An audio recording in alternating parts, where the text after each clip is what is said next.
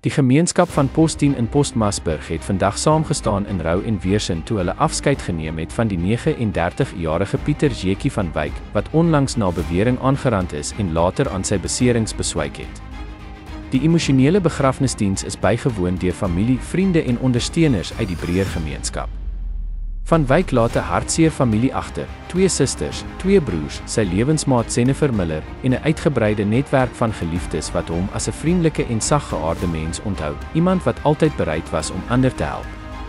Die tragedie dra 'n pynlike ironie. Jennifer Miller se eie pa en broer staan tereg op aanklagte rakende die beweerde aanranding en uiteindelike dood van Wyk.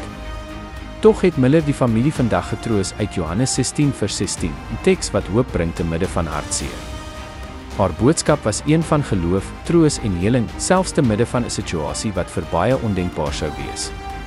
Verskeie sprekers het hul hulde gebring en Van Wyk beskryf as 'n mens met 'n sagte hart en 'n bereidheid om altyd te help. Plaaslike raadslid Makal Mabilo, wat vroeër die maand die plaaslike polisie gekonfronteer het oor waarom die verdagtes nog nie gearresteer was nie, het namens die UBF 'n sterk bemoedigende boodskap gelewer. Hy het die Van Wyk familie geloof vir die volwassenheid en menswaardigheid waarmee hulle Jennifer van die begin af deel gemaak het van die begrafnisreëlings, 'n daad van versoening tussen 2 families, ondanks die diep wonde, die uitdagende omstandighede en die komende moordverhoor. Tydens die diens het die UBF ook aangekondig dat hulle die Jekie van Wyk Stichting gaan stig, 'n gemeenskapsinisiatief wat die nalatenskap van die oorledene sal eer en ondersteuning sal bied aan families wat deur geweld geraak word. Die moordsaak self lok reeds groot belangstelling in Post10. Gemeenskapslede mobiliseer om die hofverrigtinge dop te hou, en baie het reeds aangedui dat hulle gaan betoog dat geen borg toegestaan moet word nie. Die 2 beskuldigdes sal op 15 Desember in die Postmasburg streekhof verskyn vir hul borgaansoek.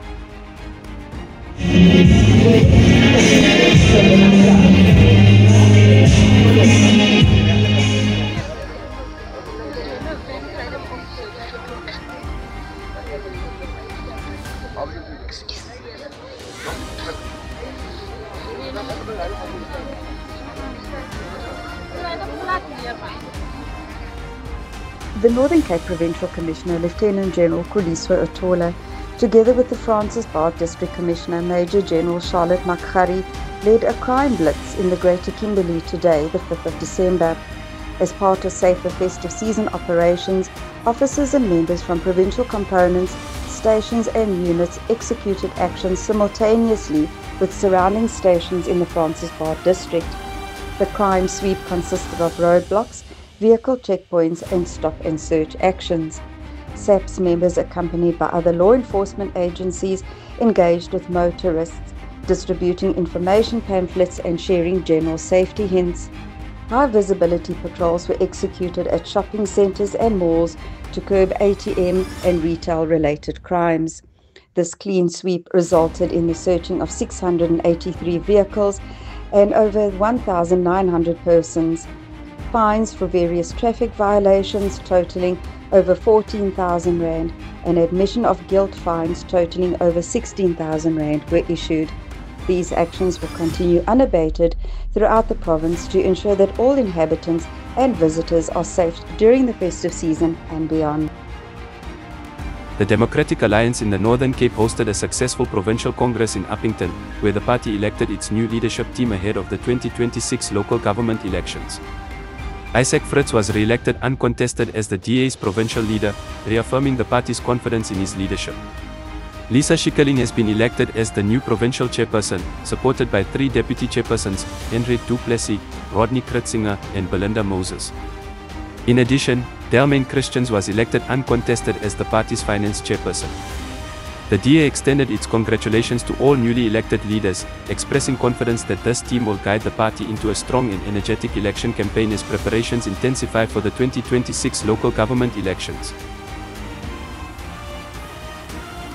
This news bulletin was made possible by Rufco Construction, which is currently awaiting applications from young people in Santsabarni to join its youth development program.